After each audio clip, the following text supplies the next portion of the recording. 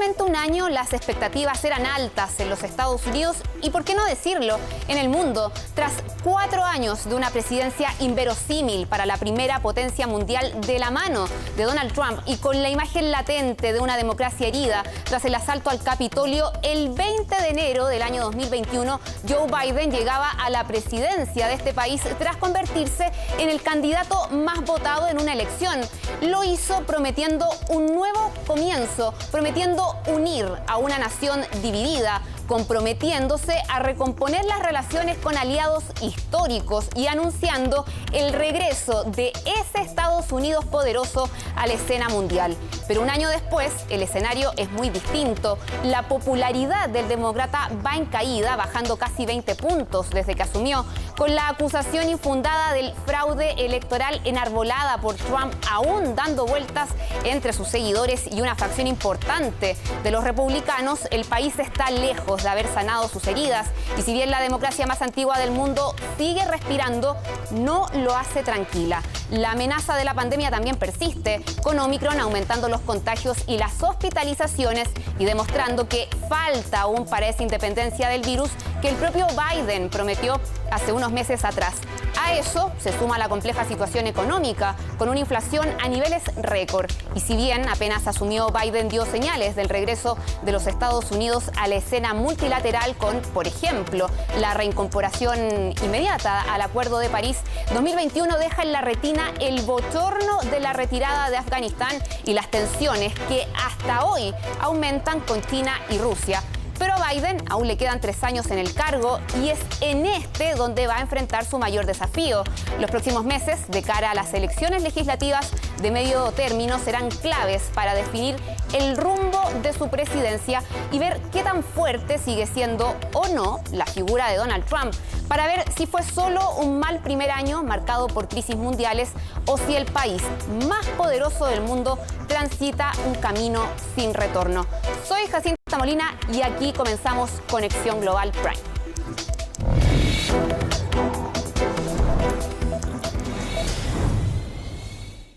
Al comienzo, queremos dedicar esta edición de hoy a analizar lo que han sido los 365 días de Joe Biden en la presidencia de los Estados Unidos, la nación más poderosa a nivel mundial, pero que ha significado también un año de intensos desafíos que, por cierto, también continúan en los próximos meses.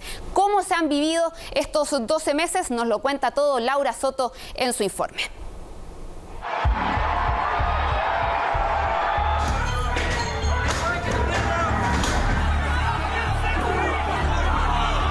Incluso antes de asumir la presidencia en Estados Unidos, las cosas ya se le venían complicadas a Joe Biden.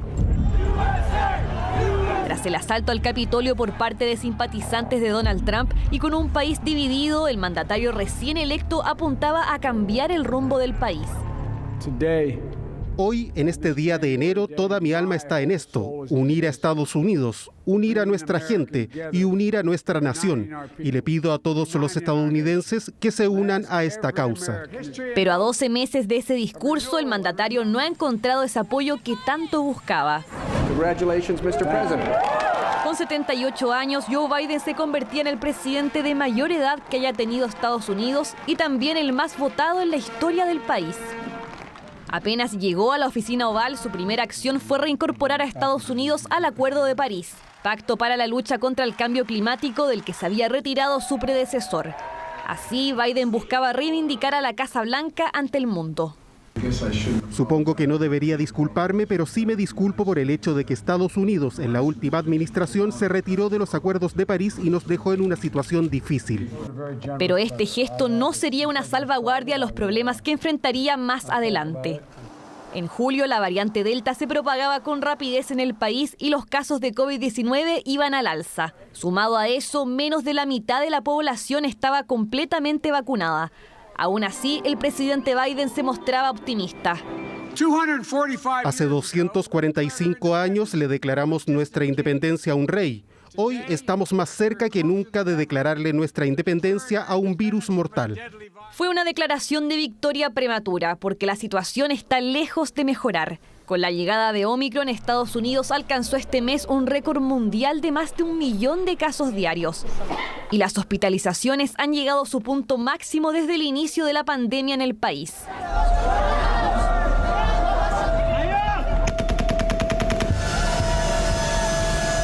Pero a nivel internacional, estas imágenes retratan el momento en que la reputación del Estados Unidos de Biden sufrió un gran golpe. El caótico retiro de las tropas estadounidenses de Afganistán facilitó a los ojos de muchos la toma del poder por parte de los talibanes. No iba a extender esta eterna guerra y no iba a extender para siempre la salida.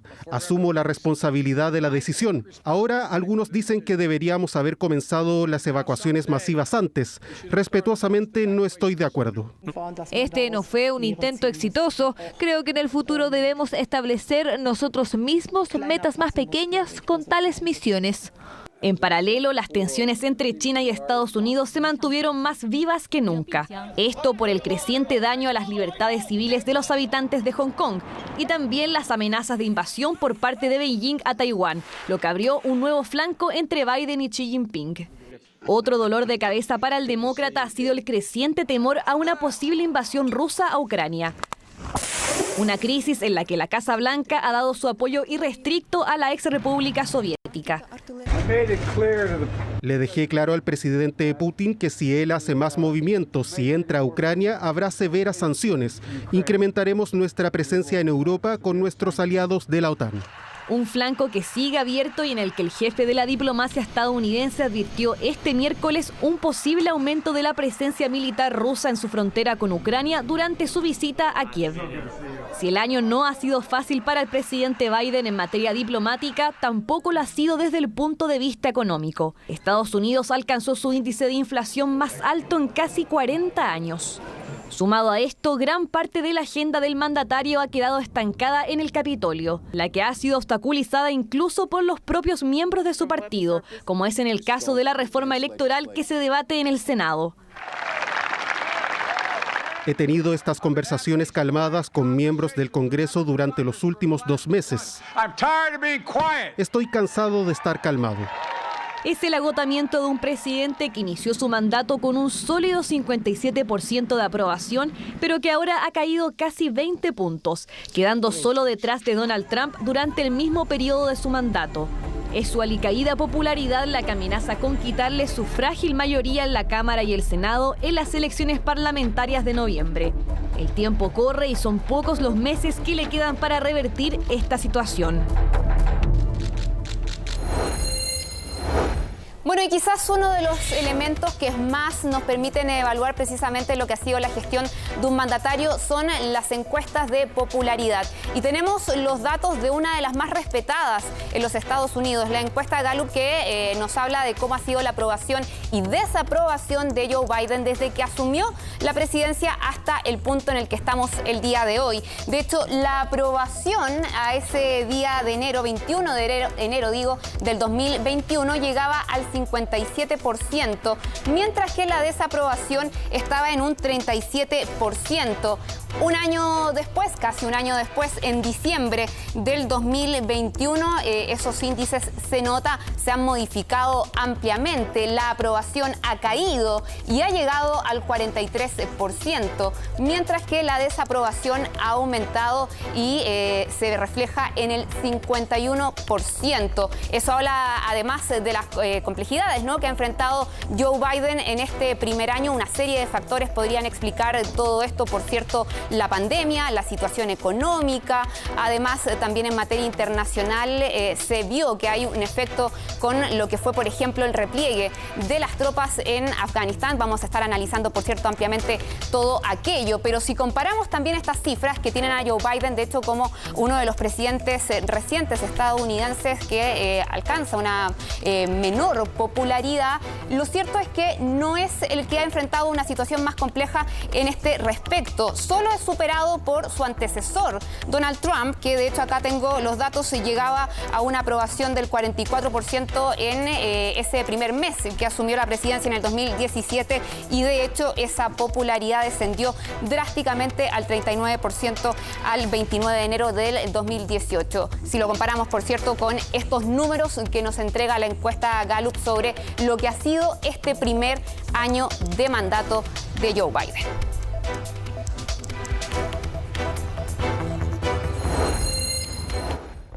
Bueno, y lo decíamos al comienzo, una de las materias también interesantes a revisar de este primer año de Joe Biden en la presidencia de los Estados Unidos tiene que ver con el exterior. Hay muchos desafíos pendientes y, por cierto, también análisis que quedaron de este primer año. Y por eso vamos a conversar a esta hora con Cassandra Sweet. Ella es doctora en Ciencia Política de la Universidad de Cambridge. Nos acompaña a esta hora. Cassandra, bienvenida a Conexión Global Prime. Muchas gracias por estar con nosotros. Muchas gracias por la invitación. Cassandra, no puedo dejar de preguntar sobre qué sacamos en limpio, sobre todo en materia exterior, de lo que ha sido este primer año, ¿no?, de Joe Biden en la presidencia de los Estados Unidos, sobre todo porque los 4 años con Donald Trump fueron bastante enfocados en lo local, así que había mucha expectativa de la comunidad internacional y sobre todo de los aliados internacionales también de Estados Unidos por esta presidencia. ¿Se cumplieron esas expectativas? ¿Qué se puede analizar ya pasados estos 365 días? Mira, yo creo que la verdad es que para Joe Biden no ha encontrado pero ningún camino fácil en ninguna de las áreas de relaciones internacionales. Claramente la salida de Afganistán fue bastante costosa, fue bastante caótica. Y aunque hay encuestas que indican que más americanos dan la culpa a, por ejemplo, George W. Bush por la situación en Afganistán, eso es un punto bien interesante.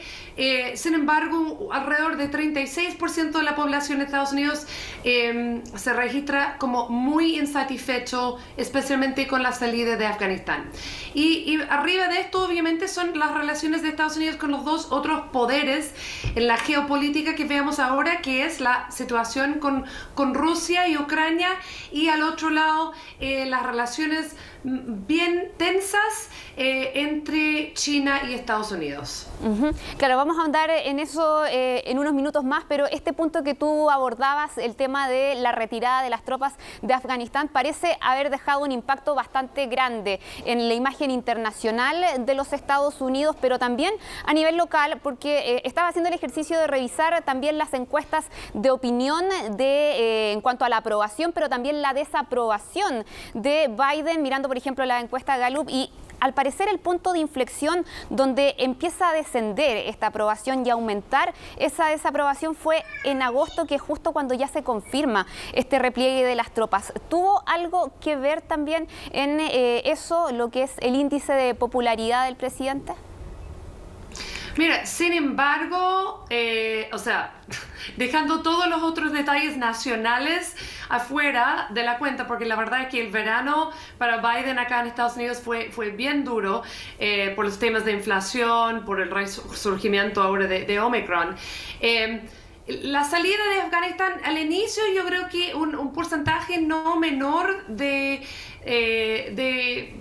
opinión popular en Estados Unidos estaba de acuerdo de que ya era tiempo de salir de Afganistán. Y Biden tiene un poquito su dedo en el pulso de esto, porque hay que recordar que su familia tiene un gran trayectorio militar, ¿no es cierto? Que su hijo, de hecho, sirvió en Afganistán, y que Biden, parte de su plataforma es de dar aporte a las familias del sector militar, y que de hecho hay mucha evidencia de que Biden ha gozado más aporte adentro de los rangos del Departamento de Defensa, lo que Trump intentó mostrar, ¿no es cierto?, porque tenía varios representantes militares en su gabinete, pero al final, ¿no es cierto?, del tiempo de Trump, muchos de estos le dieron la media vuelta y terminaron haciendo declaraciones muy críticas hacia Trump. Entonces, Biden gozó el aporte de los refuerzos militares, y Biden, de alguna manera, tomó la decisión más dura, ¿no es cierto? Porque Obama había prometido de salir, Trump había prometido de salir, varios presidentes habían intentado de salir, pero mismo con ese aporte y el reconocimiento de que eso ha sido una guerra interminable y sin punto, ¿no es cierto?, sin estrategia clara, que quedó como una residua de una meta anterior que se fue transformando con el tiempo y que no tenía nada que ver con la propuesta original. Así que sí, fue una decisión bastante dura para Biden de tomar. Gozó de la aprobación interna de las fuerzas militares, pero la manera en que esta salida ocurrió específicamente y la falta precisamente la planificación sobre cómo sacar los representantes que habían aportado al ejército de Estados Unidos durante tantos años, esto sí dejó una mancha y dejó una impresión de fracaso. Y eso es algo que claramente ha sido difícil para Biden de superar.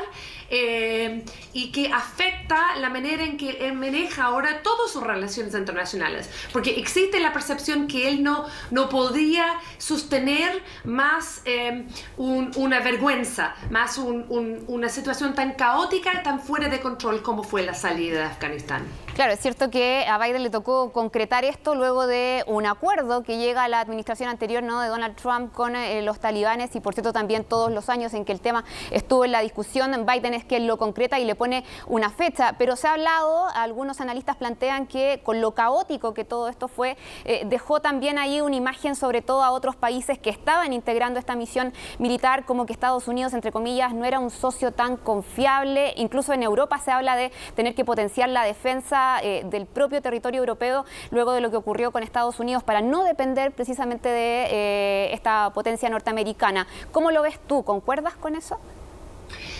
Mira, estoy de acuerdo que la imagen que se dejó es uno de un Estados Unidos que no esté fiel a sus aliados y que no da respaldo a todas las organizaciones que intentaran implementar este nuevo sueño, ¿no es cierto?, de un Afganistán más democrático, más inclusiva.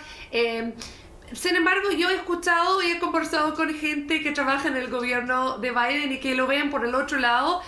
Según ellos, su opinión es que en las semanas, en los meses, llegando a esa transición, que el Departamento de Estado intentó extender, ofrecer a muchas de las organizaciones que trabajaban en Afganistán caminos para la salida, y que en realidad existía mismo en Afganistán una inhabilidad de creer que la caída iba a ocurrir con el rapidez que se venía, ¿no es cierto? Entonces, es un cuento muy doloroso que había muchas organizaciones por derechos humanos, derechos civiles, etcétera, etcétera, que ellos dedicaron décadas intentando reconstruir esa sociedad civil, y que ellos tampoco querían dejar Afganistán de día para noche. Ellos querían creer que esta transición que iba a ocurrir, ellos podrían seguir luchando por su país. Y por supuesto, cuando las fuerzas militares locales no podrían mantener sus posiciones y el país comenzó a un colapso total, ¿no es cierto?, en las manos del talibán. Claro, en aquellos días las líneas telefónicas ya estaban llenos. Entonces, yo creo que existía por todas partes una falta de la capacidad de entender, de realizar y de reconocer lo débil que era el gobierno local, alternativa a los talibán, y que la fuerza que los talibán, la fuerza militar que ellos presentaban, era algo que era tan insostenible que en 2 semanas más o menos iban a retomar el país por completo. Claro, eso entonces es una historia muy trágica. Cassandra, y en cuanto a China y Rusia, que son las tensiones abiertas que tiene la administración de Biden en Estados Unidos y que actualmente están preocupando, ¿cuál es el desafío mayor? ¿Dónde hay una amenaza más alta también de conflicto que se pueda generar? Bueno, o sea, hay que entender el contexto histórico, ¿no es cierto?, entre Estados Unidos y Rusia, entender cómo terminó la Segunda Guerra Mundial, terminó con una Rusia que no creyó en Estados Unidos, que creo que Estados Unidos quería dejar Rusia ser tomado por los alemanes, que un Estados Unidos que durante la guerra, ¿no es cierto?, la posesión de la Unión Soviética era que Estados Unidos dejó a los alemanes llegar casi hasta Moscú, y que se declaraba como aliado pero no mandaba tropas. Entonces las relaciones, la impresión que se dejó entre esos dos estados saliendo de la Segunda Guerra Mundial, ¿no es cierto?, aliados contra la fuerza nazi, pero con una falta de confianza, y el inicio de una guerra fría que en algunas maneras la verdad que no ha terminado, ¿no es cierto?, que ahora tenemos ese reflorecimiento de una verdadera guerra fría en este momento entre Estados Unidos y Rusia, con un líder como Putin, que Putin gozó durante su tiempo, gozó un crecimiento económico, y la verdad es que hay que entender que ese crecimiento, ¿no es cierto?, entre 2000 y 2008, durante su tiempo en el liderazgo, fue un tiempo de acumulación de riqueza sin precedencia en la historia de Rusia. Pero comenzando en 2011 hasta 2019, este tiempo se veía una estagnación económica muy profunda en Rusia. Entonces, lo que Putin ha intentado hacer es, al enfrentar una economía que la verdad es bastante frágil ahora, que ha tenido poca inversión, poco crecimiento, que Putin aprovecha ese momento de fragilidad interna para direccionar toda la energía en visión al enemigo, el enemigo de Estados Unidos. Y para Putin la manera de mantener su poder es ser un país que tiene que defenderse, y para defenderse tiene que expandirse. Entonces, estos son los elementos que pongan estos dos poderes con un conflicto muy profundo, y de alguna manera que realmente complica el futuro mapa de Europa. Pero es más alta la amenaza que con China, por ejemplo, solo para cerrar, que se nos acaba el tiempo. Sí, yo creo que con China, por todas las diferencias entre Estados Unidos y China, hay enormes puntos en común. Sus economías se necesitan uno al otro, ¿no es cierto? Entonces podemos tener esos momentos de conflictos diplomáticos entre China y entre Estados Unidos, no mandando diplomatas a los Olimpiados de invierno y otros signos, otras declaraciones, pero sus intereses de existencia están muy interconectados. Rusia se encuentra muy aislado en este momento y no tiene la misma necesidad, no tiene el mismo lazo fuerte económico que China tiene con Estados Unidos. Entonces yo diría que en este momento claramente las relaciones con Rusia son en un punto muy frágil, y obviamente una situación muy compleja para un presidente Biden que enfrenta tremenda inflación interna, tremenda resistencia adentro de su propio partido demócrata y un resurgimiento de COVID que ha golpeado la economía y la psicología de los estadounidenses. Cassandra Sweet, muchas gracias por estar con nosotros en este programa de Conexión Global Prime, analizando este primer año de la presidencia de Joe Biden. Que estés muy bien. Gracias. Bueno, nos vamos a ir un corte, pero ya regresamos con más programa y más análisis también en esta edición dedicada al primer año de Joe Biden en los Estados Unidos, en la presidencia de los Estados Unidos, aquí en Conexión Global Prime.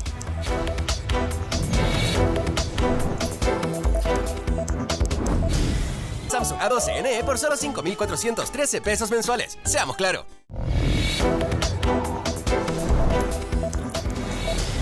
Bueno, Bueno, y volvemos a Conexión Global Prime para abrir ahora el panel de discusión y seguir con este análisis de lo que ha sido ya este primer año de Joe Biden en la presidencia de los Estados Unidos. Queremos dar la bienvenida a esta hora a dos invitadas de lujo que nos acompañan también para esta discusión. Comienzo con Cynthia Arson, ella es analista política y directora del programa latinoamericano Wilson Center. Cynthia, muchas gracias por estar con nosotros, bienvenida.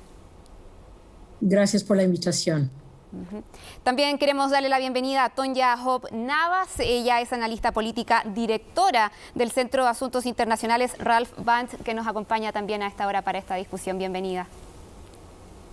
Muchas gracias, gracias por la invitación. Cynthia, quiero comenzar contigo haciendo un retroceso. Exactamente un año, cuando asumía Joe Biden, él prometía que quería unir a los Estados Unidos luego de todo lo que fue la experiencia con Donald Trump, la división y sobre todo esas últimas semanas luego del asalto al Capitolio. ¿Lo ha logrado? No lo ha logrado, desgraciadamente. La polarización se mantiene fuerte, se ve en el Senado, en el Congreso, en el mismo Partido Demócrata, de menor grado en el Partido Republicano, pero entre los demócratas y republicanos la polarización sigue igual y se ve en la política hacia el uso de mascarillas, se ve también en el Partido Demócrata en la división entre los demócratas progresistas y unas personas, dos senadores en particular, que son bastante más conservadores y eso ha impedido a Biden ver la aprobación de unas iniciativas muy, muy importantes para él así que desgraciadamente no ha logrado bajar la temperatura. Tonisa Hope, también a esto se suma una baja, de hecho, en la popularidad que ha experimentado el presidente estadounidense, que ha sorprendido quizás considerando que sale electo con la mayor votación también en una elección en ese país. ¿A qué se le puede atribuir aquello? Bueno, yo creo que es posible que será el cansancio que la gente se siente después de casi 3 años de pandemia. Yo creo que la gente tenía más esperanzas de que con su llegada a la presidencia hubiéramos tenido mucho más cambio, más éxito con algunas de las promesas que hizo en la campaña y no se ha dado, pero ojalá, y siento que esto irá cambiando, ojalá. Ahora, hay algunos que apuntan a que es más bien el contexto que le toca, las crisis, la pandemia, ¿no? La inflación que se está viendo en todo el mundo, más que una propia gestión de él. ¿Tú crees que por ahí va la explicación quizás a esa baja popularidad actualmente? Sí, todo viene juntos. Yo creo que con la inflación la gente está un poco más preocupada con su condición de vida, etcétera, y entonces es un cansancio general, como tal vez una desesperación con la idea de que las cosas iban a pasar un poco más rápido de que lo están pasando, y entonces ojalá que algunas cosas se ponen bien cuando hablamos de la pandemia, con las vacunas, con las mascarillas que la gente puede poner con más frecuencia para que los niveles de infección empiecen a bajarse y podemos empezar a volvernos a la normalidad. Cynthia, hablábamos del tema de la desunión, la división más bien, que todavía se ve en Estados Unidos, y claramente quien tiene un factor ahí relevante es el expresidente Donald Trump, porque fue bastante polarizada también su propia administración. ¿qué tan latente está la amenaza, entre comillas, de un eventual también regreso de Donald Trump? Lo veíamos hace poco en una actividad de campaña durante este fin de semana, quizás abriendo el camino a un año muy relevante electoralmente con las elecciones de medio término. ¿Es factible que sea también un factor relevante este año Trump?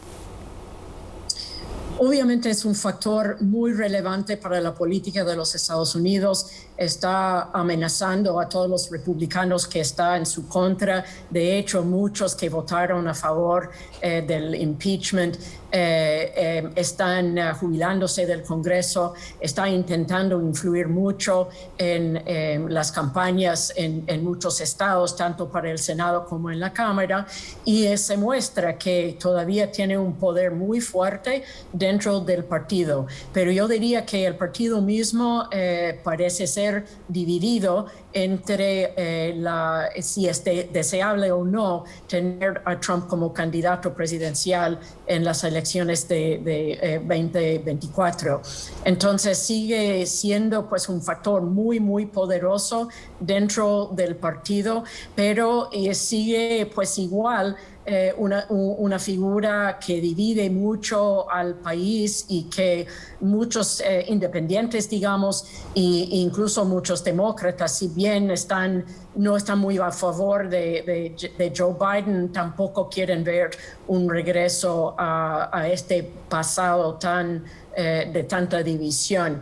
Yo diría también, pues coincido con Tonija, que ha habido logros en el primer año y hay que decirlo. O sea, logró que el Congreso apruebe un paquete de ayuda de casi $2 trillones para la ayuda ante la pandemia, tanto para familias como para empresas medianas y pequeñas. También logró de forma bipartidista la ley sobre infraestructura, pero la agenda ha sido tan ambiciosa en tanto a cambio climático, ayuda permanente para las familias en términos de política social, la ley para no... Tenemos ahí un problema en la comunicación, por cierto, pero no es menor lo que mencionaba Cintia en cuanto a los avances legislativos y las dificultades también en ese mismo ámbito que ha tenido Joe Biden. Tonija, en ese sentido, también es cierto que ha experimentado de cierta forma lo que se llama un fuego amigo, ¿no? Oposición dentro de su propio partido demócrata también para sacar algunas iniciativas. Joe Biden, ¿por qué ha enfrentado ese escenario? Bueno, la división dentro de su partido, exacto, porque tenemos un grupo de demócratas progresistas y otro un poco más conservadores y como por el medio. Entonces, no hay mucha...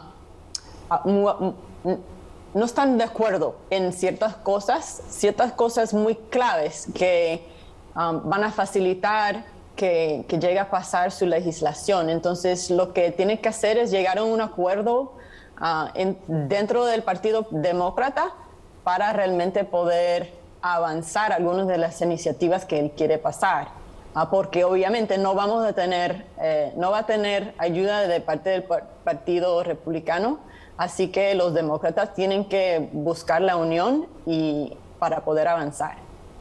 Hay un tema también que ha estado debatiéndose últimamente que tiene que ver con esta iniciativa también para defender los derechos del voto, sobre todo de las minorías, porque hay una ofensiva también republicana en ese sentido. ¿Cómo se ve ese escenario para este año? Ahí vemos que ha regresado Cintia, te lo pregunto también a ti. Bueno, yo creo que la legislación grande, o sea, el derecho, la ley nombrada por John Lewis, un gigante en la lucha por los derechos civiles de los afroamericanos, esto no tiene ninguna posibilidad en este momento, justamente porque en un Senado dividido con 50 votos y 51 si uno cuenta con el voto de la vicepresidenta. Si algunos demócratas se van o se oponen, no es posible aprobar la ley. Y ese es el caso con el senador Joe Manchin de West Virginia y también Kyrsten Sinema de Arizona. Entonces no hay posibilidades de ver pues una reforma macro que protege al derecho de votar. Lo que yo sí creo y espero que no es solamente una esperanza, es que se podría conversar incluso con unos republicanos moderados, tal como Mitt Romney, ex candidato presidencial, para lograr algunas garantías y no dejar a los estados controlados por legislaturas y gobernadores republicanos socavar el derecho a votar, hacer más difícil el voto por correo, disminuir las posibilidades de voto temprano, o sea, toda una serie de medidas que las legislaturas estatales han aprobado. Entonces, yo creo que solo se puede avanzar por pedazos y eso tiene que ver con una reforma en cuanto al voto y también en cuanto al cambio climático o la política social. Habría que buscar unos elementos menos masivos, menos globales, pero sí que podrían gozar un apoyo bipartidista. Si no es una gran coalición, al menos los votos suficientes para ser aprobados. Hablando de votación, Tonilla, bueno, se viene un año muy importante con las elecciones de medio término. ¿Crees tú que está en juego también el respaldo parlamentario que pueda tener la agenda de Joe Biden en esas elecciones y la composición del Senado también? Sí, yo creo que estas elecciones serán muy importantes. Yo espero que el Partido Demócrata se dé cuenta y pone todo el esfuerzo para fortalecer los candidatos para que no entremos en otra situación en que nos encontramos ahora con un balance igual de 50-50 en el Senado, porque obviamente eso está creando muchos obstáculos para la agenda del presidente y para el Congreso y para el avance de la gente de este país. Y agrego que en términos de los derechos por el voto, nos damos cuenta que los republicanos tienen mucho miedo porque evidente en las últimas elecciones de President Biden que si fuera, o sea, el voto popular obviamente en números va para los demócratas. Entonces, si abrimos el derecho al voto a todos, los republicanos obviamente no van a ganar y ellos saben eso. Entonces, porque hace unos años no había ese tipo de debate en términos de derecho al voto. O sea, los dos partidos estaban de acuerdo de que era necesario y ese tipo de legislación pasó sin mucho problema.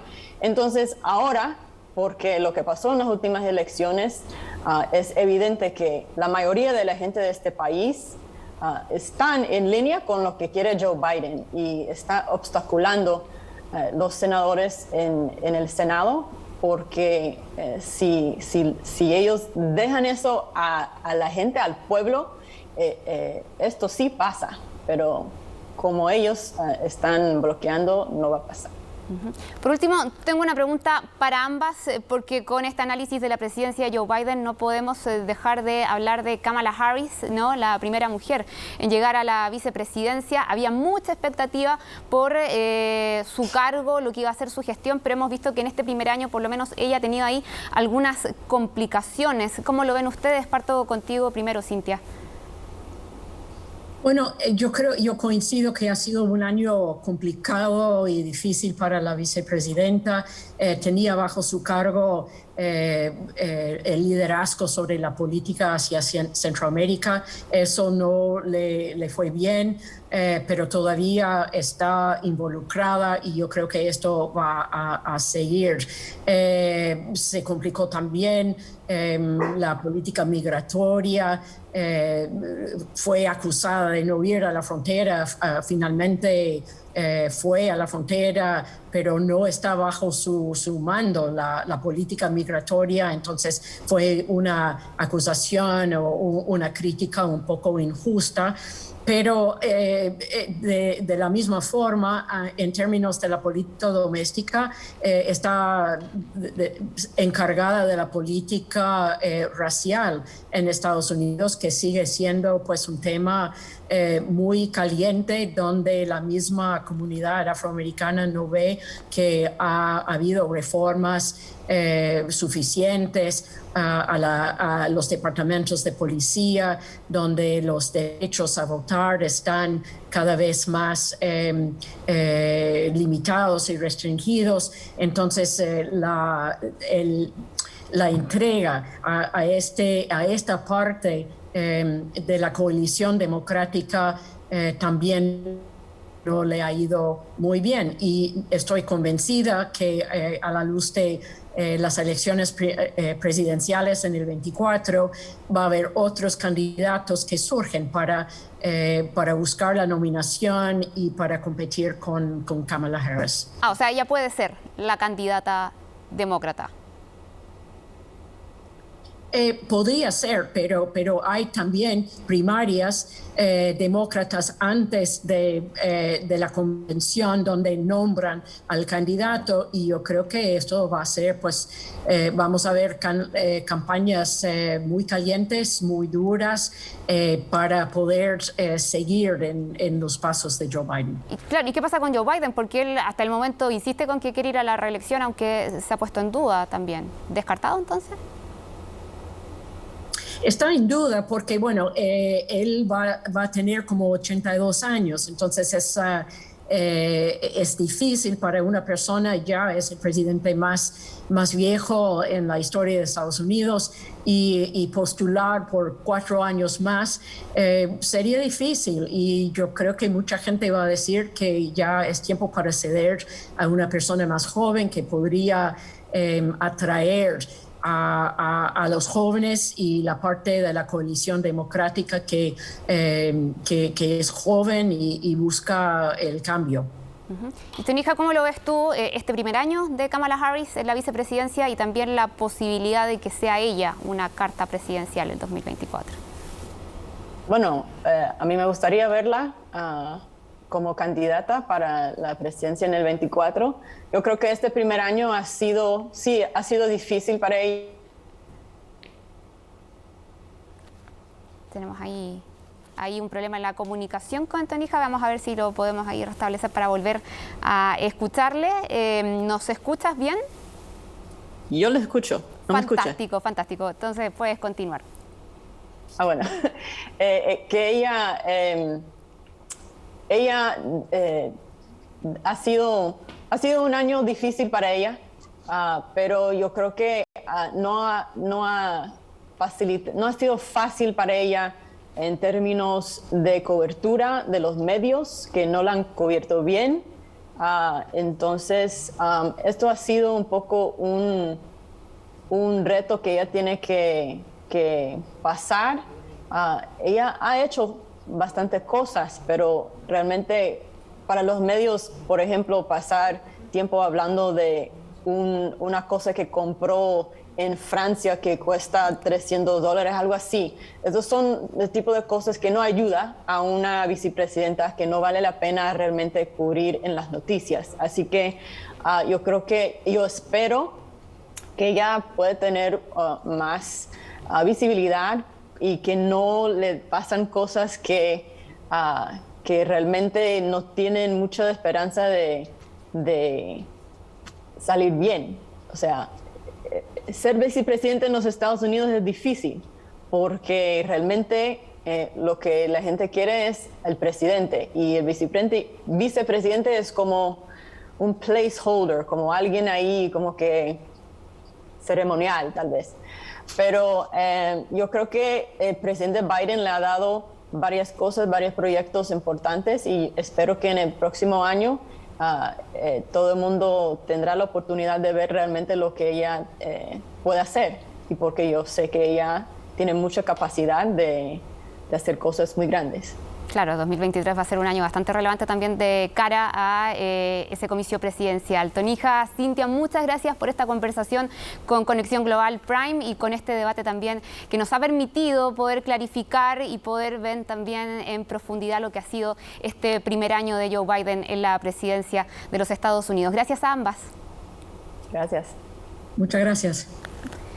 Bueno, y con esta conversación y esta discusión nosotros dejamos hasta acá este programa el día de hoy. Quisimos profundizar en lo que ha sido sin duda uno de los hitos internacionales más relevantes también en los últimos 365 días y que, por cierto, deja también abierto el escenario para los próximos 3 años que quedan de esta presidencia de Joe Biden en los Estados Unidos. Muchas gracias por acompañarnos y nos reencontraremos en otro programa de Conexión Global Prime. Que estén muy bien.